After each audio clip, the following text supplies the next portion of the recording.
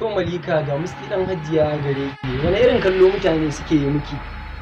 Gaskiya mutane dai kallon da suke min na masifaffiya. Suna cewa daga ganin idona bana da kunya, idona a tsitsi. Dokiyar ina ce a ina aka haife ki, za mu so mu ji inda aka haife ki. Ni haifaffiyar 'yar jihar Kaduna ce. A wace shekara kika shiga wannan masana'anta ta shirya fina-finai, kuma wanda fim ne kika fara da shi, kuma a wace shekara kika fara? Na shiga harkan Kannywood ne 2010, sannan kuma na fara da Wasila 2010. Ke kin taɓa yin aure ne ko baki taɓa ba? Ka san a rayuwa duk burin wata 'ya mace baya wuce ta ganta a ɗakin mijinta. Daga ita har iyayenta ba su da wani buri da ya wuce wannan.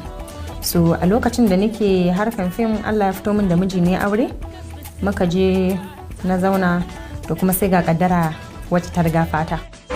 Sannan kuma za mu so mu ji yayanki nawa. Da yara na muna zaune ana hira, abin yana matukar burge ni sosai.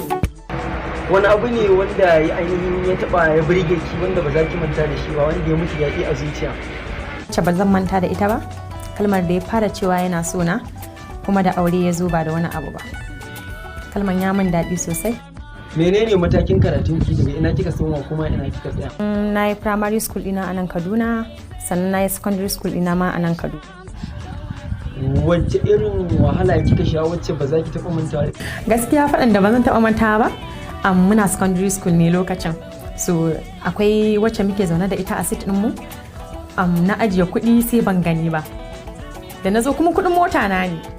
To da na zo sai aka ce min in tambaye ta, ai ita ne jakana yake hannunta. To da na tambaye ta sai ta ce min bata ɗauka ba. Ni kuma kuɗin kenan da ya rage min na mota, kuma daga unguwarmu zuwa makarantar akwai nisa. A haka dai ni gana ce kuma ban da ƙarfi.